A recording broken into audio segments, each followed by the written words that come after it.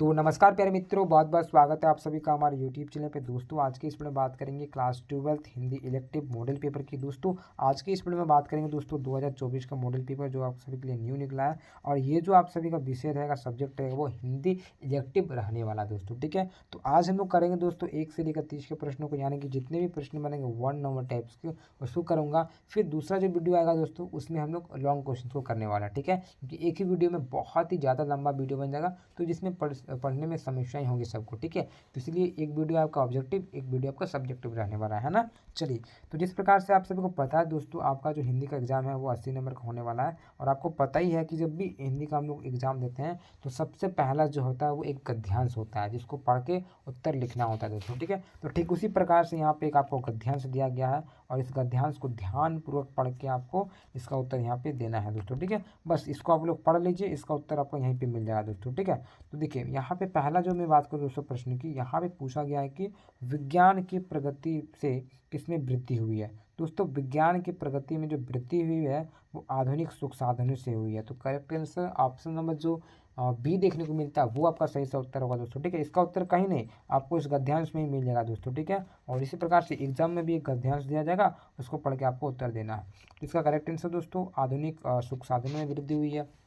देखिए जिस प्रकार से विज्ञान की वृद्धि हुई है, तो इसके आगे आने से क्या हुआ दोस्तों कि कहीं ना कहीं मैं आपको कुछ पढ़ा रहा हूँ तो आप भी घर बैठे बैठे मोबाइल के माध्यम से पढ़ रहे हो, तो ये विज्ञान का एक ये है। ठीक है, तो इस कारण से आप बोल सकते हो दोस्तों कि आधुनिक सुख साधनों में ये हुआ है। ठीक है, आपको कहीं जाना है तो आप अचानक से क्या करते हो, गाड़ी में बैठते हो और निकल जाते हो, तो विज्ञान के कारण से हुआ है। तो ये आपका सही से उत्तर ऑप्शन नंबर 2 होता है दोस्तों। ठीक है, चलिए अब बात करेंगे दूसरा प्रश्न की। और यहाँ पे जो दूसरा प्रश्न पूछा गया है कि विज्ञान की प्रगति हमारे लिए चिंता का कारण क्यों है। देखिए विज्ञान का प्रगति भी हमारे लिए चिंता का विषय क्यों है, सोचने वाले भी विषय क्यों है, क्यों टेंशन लेना चाहिए। दोस्तों इसका जो उत्तर होगा ना वो आप ध्यान देने का प्रयास करें। इसका सही उत्तर होगा दोस्तों, इसमें क्या होता है, मानव बुद्धि कुंठित हो गई है। यानी कि अभी हम लोग क्या करते थे पहले कि कहीं जाना होता था तो पैदल ही चला जाते थे दुकान उकान, लेकिन अभी क्या हुआ कि कहीं थोड़ा सा दुकान जाना है बगल में ही तो बाइक ले लेते हैं या तो फिर अन्य कोई साधन लेके चले जाते हैं। और पहले दूर दूर तक हम लोग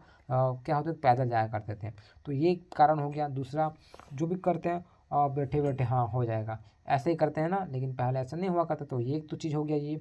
ठीक है, दूसरा आप कारण बता सकते हो दोस्तों, शारीरिक स्वास्थ्य में गिरावट आ गई। यानी कि अगर पैदल नहीं चलेंगे, कुछ करेंगे नहीं, घर बैठे बैठे सारा कुछ कर लेंगे, तो कहीं न कहीं हमारा जो स्वास्थ्य है वो बिगड़ता जाएगा दोस्तों। तो ये भी एक रीज़न हो जाता है। तीसरा आप बोल सकते हो दोस्तों मानसिक, ठीक है, स्वास्थ्य में गिरावट आएगी।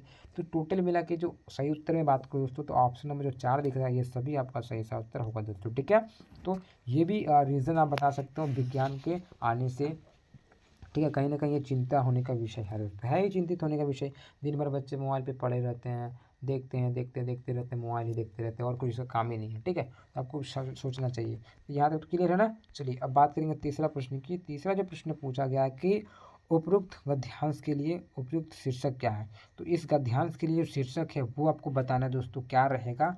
तो इसका सही उत्तर जो मैं बात करूँ यहाँ पे, तो यहाँ पे क्या ऑप्शन दिया है दोस्तों कि स्थायी सुख। तो स्थायी सुख हो सकता है क्या, ये तो मुझे नहीं लग रहा है। आगे यहाँ पे दिया गया है कि वैज्ञानिक प्रगति व फिर ठीक है आध्यात्मिकवाद, ये भी होगा।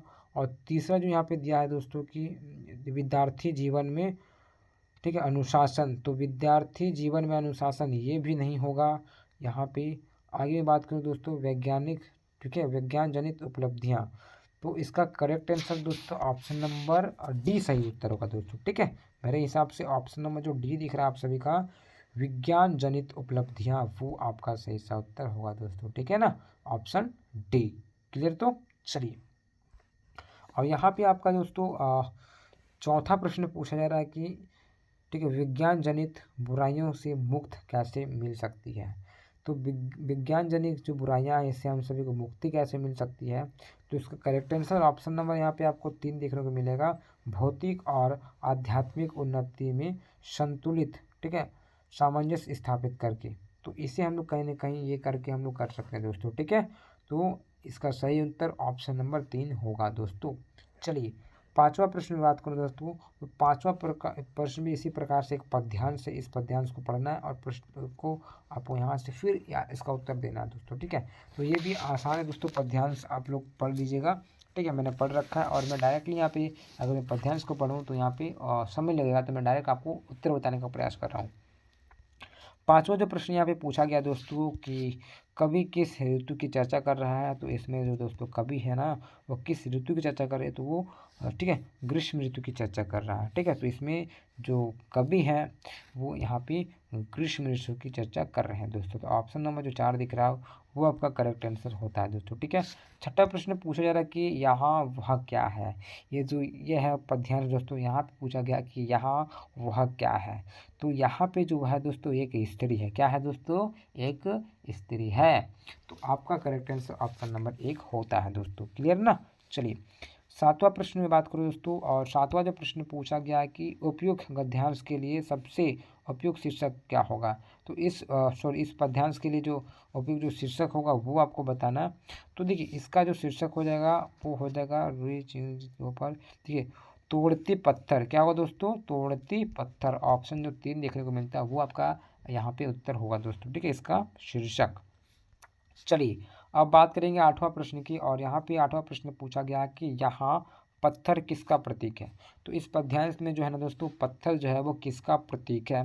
तो पत्थर जो है ना दोस्तों वो कठिनाइयों का प्रतीक है। किसका प्रतीक है, कठिनाई। पत्थर का मतलब है कठिनाई जो होता है हमारे जीवन में, इसका कहीं ना कहीं एक प्रकार से प्रतीक है दोस्तों। ठीक है, तो ये आपका करेक्ट आंसर होता है दोस्तों, कठिनाइयाँ।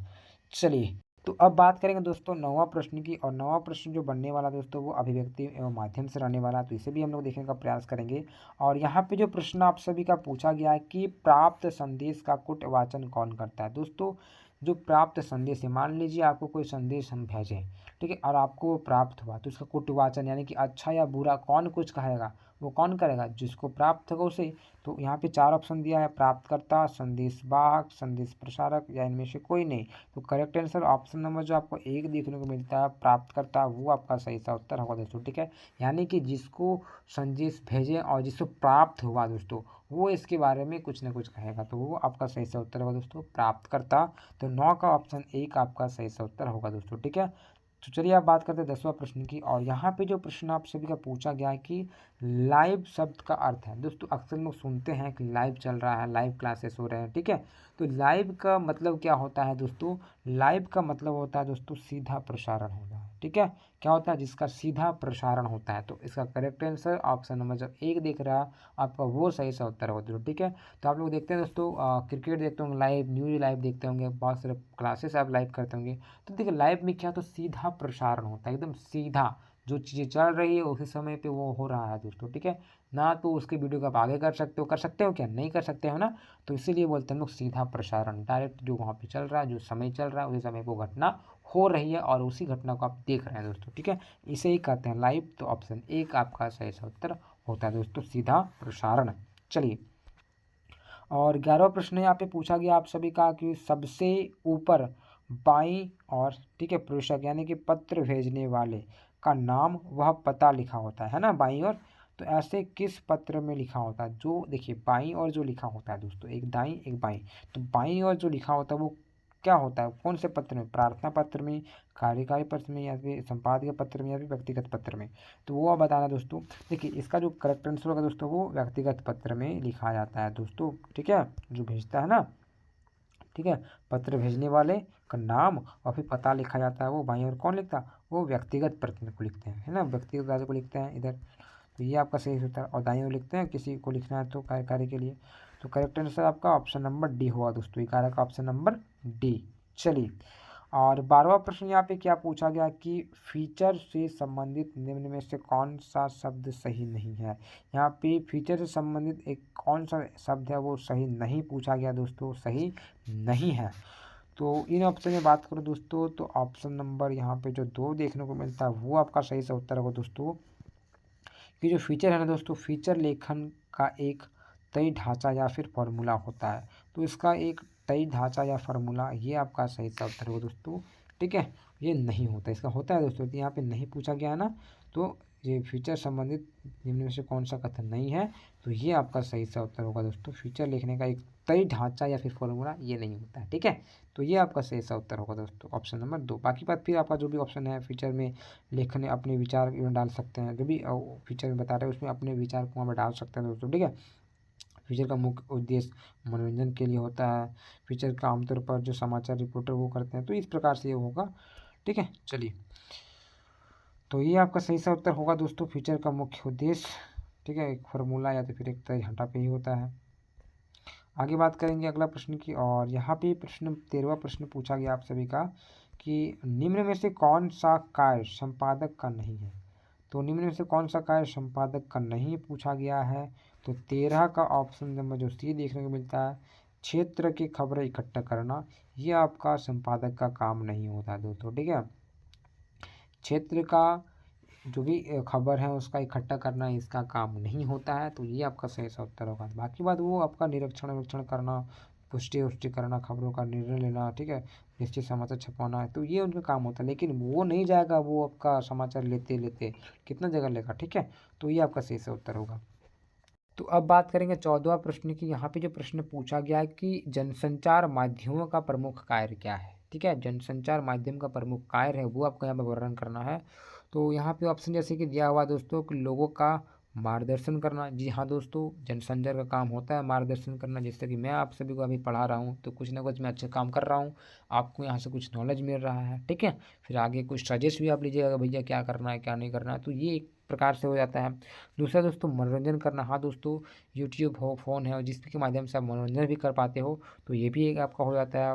फिर तीसरा आपको यहाँ पे दिया दोस्तों सूचना देना और शिक्षित करना, यानी कि सूचना भी आप सभी को मिलता है, फ़ोन वगैरह करते हो और पढ़ाई भी कर पा रहे हैं अभी, तो ये कहीं ना कहीं इस तीनों उत्तर आपका सही सा उत्तर होगा। तो आपका ऑप्शन जो 4 दिख रहा है, ऑप्शन डी, ये सभी के सभी आपका सही सा उत्तर होगा दोस्तों। ठीक है, ठीक है, जनसंचार माध्यम का ये सभी कार्य हैं। चलिए आगे 15वां प्रश्न पूछा गया है कि भारत में प्रकाशित होने वाला पहला अखबार कौन सा है। दोस्तों भारत में प्रकाशित होने वाला पहला जो अखबार है वो बंगाल गजट है दोस्तों। ठीक है, कौन दोस्तों, बंगाल गजट।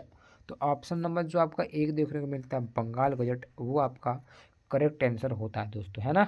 चलिए, तो अब बात करेंगे 16वां प्रश्न की दोस्तों। यहाँ पे जो प्रश्न पूछा गया है कि कम से कम शब्दों में तत्काल सहज सूचना देना टेलीविज़न समाचार के किस चरण के अंतर्गत आता है। दोस्तों कम से कम शब्दों में तत्काल सूचना देना हो तो वो कौन से चरण में आता है, तो इसे दोस्तों कहते हैं हम लोग फ्लैश न्यूज़। ठीक है, तो ऑप्शन नंबर यहाँ पे जो 3 देखने को मिलता है फ्लैश न्यूज़, वो आपका सही सा उत्तर होगा दोस्तों। ठीक है, तो यहाँ तक का जो अभिव्यक्ति और माध्यम वाला जो भी बन रहा था प्रश्न वो क्लियर होता है।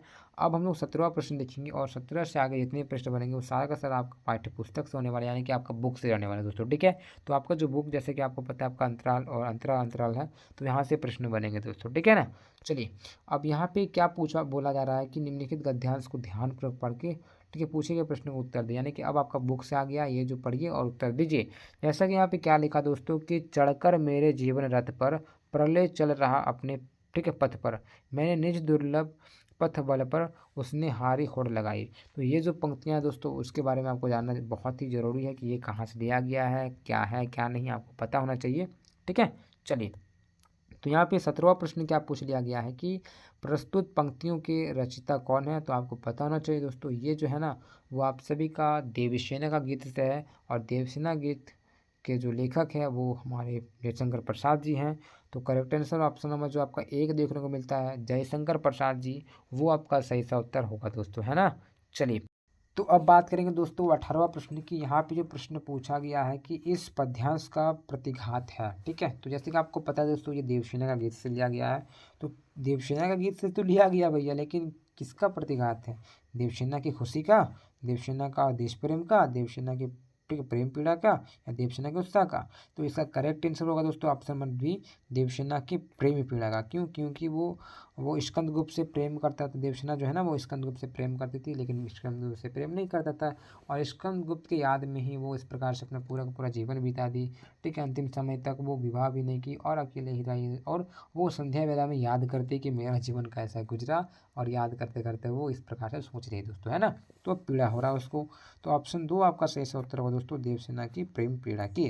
चलिए आगे बात करेंगे 19वां प्रश्न की, और यहाँ पे प्रश्न पूछा गया है कि इस पद्यांश में कौन सा अलंकार नहीं है? यहाँ पे अलंकार नहीं पूछा गया है, तो इसमें यमक अलंकार है।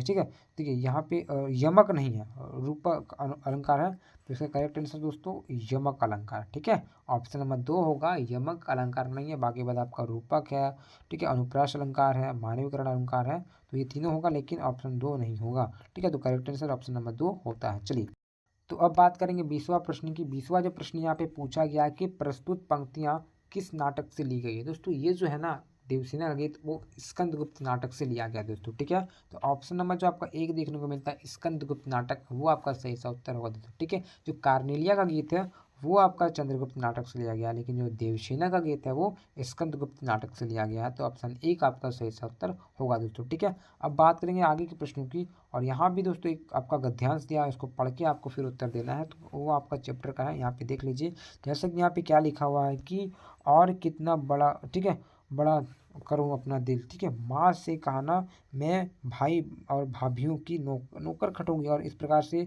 बच्चों का जूठन खाऊंगी। ठीक है, इस प्रकार से आपको पता है, पता चल गया ना कौन सा है? हाँ, संबंधिया पाठ से लिया गया। बस बच्चे तो थोड़ा सा पढ़े ना, समझ जाएंगे कहाँ से लिया गया है। ठीक है, तो ये संबंधिया वाला से लिया गया है, यहाँ तक तो आपको पता हो गया होगा। पूरा आप लोग पढ़ लीजिएगा, यहाँ से पूरा पढ़ लीजिएगा। ठीक है, चलिए अभी मैं आपको उत्तर बताने का प्रयास कर रहा हूँ। जैसे कि यहाँ पे प्रश्न क्या पूछा गया है 21वां नंबर कि प्रस्तुत पंक्तियाँ किस पाठ से उद्धृत है, यानी कि कौन सा पाठ से लिया गया है? तो इसका सही उत्तर होगा दोस्तों संबंधिया। ठीक है, ये संबंधिया पाठ से लिया गया, आपको पता होगा संबंधिया का मतलब क्या होता है? जो संदेश भाग, जो कि संदेश ले जाता है। अभी क्या होता है, पहले हम लोग का संबंधिया हुआ करता था, वो आता था, उसको सूचना बताते थे कि ऐसा कैसे हुआ, वो हूबहू ऐसा जाके वहाँ पे बताता था और सूचना पहुँचाते थे। लेकिन अभी हम लोग डाक के माध्यम से, मोबाइल फ़ोन के माध्यम से, नाना प्रकार के ऐप इसके माध्यम से लोग सूचना पहुँचा देते हैं, लेकिन पहले संबंधिया हुआ करता था दोस्तों। ठीक है, तो सही उत्तर दोस्तों वो संबंधिया हो जाएगा, ऑप्शन 4। आगे 22वां प्रश्न पूछा गया है कि यहाँ वक्ता कौन है, यानी कि बोल कौन रहा है? ठीक है, तो यहाँ पे जो वक्ता है दोस्तों वो बड़ी बहुरिया है। ठीक है, घर की जो बड़ी बहुरिया है वो यहाँ पे वक्ता है। वो ये सारे का सारा यहाँ पे बोल रही है कि मैं अपनी भाई भाभीियों की सेवा करूँगी, अपने जो उसके जो बच्चे हैं उसका मैं जूठन खा लूँगी, लेकिन मैं अपनी मायके में रहूँगी, है ना। तो इस प्रकार जो भी बातें बोल रही है, कौन बोल रही है? वो बड़ी बहुरिया बोल रही है दोस्तों। ठीक है, तो ये आपका सही उत्तर ऑप्शन नंबर 2 होगा दोस्तों। क्लियर? तो चलिए 23वां प्रश्न यहाँ पे आप सभी का पूछा गया है कि यदि माँ मुझे यहाँ से नहीं ले जाएगी तो मैं किसी दिन, ठीक है, गले में घड़ा बांधकर पोखरे में डूब जाऊंगी। यहाँ वक्ता का कौन सा भाव प्रकट हुआ है? जैसे यहाँ भी बोला गया है कि माँ अगर मुझे नहीं ले जाएगी और मैं यहाँ पे क्या करूँगा, गले में घड़ा बांधकर पोखरे में डूब जाऊंगी। यहाँ पे जो वक्ता है यानी कि जो बड़ी बहुरिया है, इसका जो भाव है वो कैसा भाव यहाँ पे प्रकट होता है वो आपको बताना है दोस्तों। तो इसका करेक्ट आंसर होगा दोस्तों वो व्याकुलता का। देखिए खुशी का तो होगा नहीं, खुशी के मारे कोई जान देगा क्या? नहीं देगा दोस्तों। उत्साह के लिए देगा? नहीं देगा। डर के लिए देगा? नहीं। यहाँ पे वो व्याकुल हो रहा है यार। जब भी आप परेशानी होता है व्याकुल हो जाता है कि क्या करें क्या नहीं, तो क्या मन में आता है वही बोल जाता है ना। तो बड़ी बहुरिया भी वही बोल रही है, व्याकुलता से बोल रहे हैं कि मैं ये करूँगा। ठीक है, तो ये आपका सही से उत्तर होगा दोस्तों ऑप्शन नंबर 3। ठीक है, व्याकुलता के कारण से। चलिए आगे मैं बात करूँ दोस्तों 24वां प्रश्न की, और यहाँ पे प्रश्न पूछा गया कि यहाँ श्रोता कौन है? श्रोता मतलब सुनने वाला। ठीक है, सुनने वाला। यहाँ पे सुन कौन रहा है? तो सुन जो रहा दोस्तों वो हरगोविंद सुन रहा।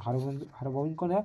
तो हरगोविंद एक संबंधिया है जो कि संवाद पहुंचाने के लिए आया है दोस्तों। ठीक है, तो हरगोविंद सुन रहा है और वो एक संबंधिया है। क्लियर ना? चलिए 25वां प्रश्न यहाँ पे क्या पूछा गया है कि यह दीप अकेला कविता में दीप किसका प्रतीक है? यह दीप अकेला जो है पाठ दोस्तों, इस पाठ में जो दीप का यहाँ पे प्रतीक है ना, वो किसका प्रतीक है वो यहाँ पे पूछा गया है। तो दीप जो है दोस्तों वो व्यक्ति का प्रतीक है। कौन बोल रहा है? दीप यानी कि व्यक्ति। तो आपका करेक्ट आंसर ऑप्शन नंबर जो यहाँ पे 2 दिखने को मिलता है आप सभी को, व्यक्ति, वो आपका सही सा उत्तर होगा दोस्तों। ठीक है ना? चलिए तो अब बात करेंगे 26वां प्रश्न की। यहाँ पे प्रश्न पूछा गया कि कौशल्या किसे देखने के लिए राम से पुनः अयोध्यापुरी वापस आने का निवेदन करती है?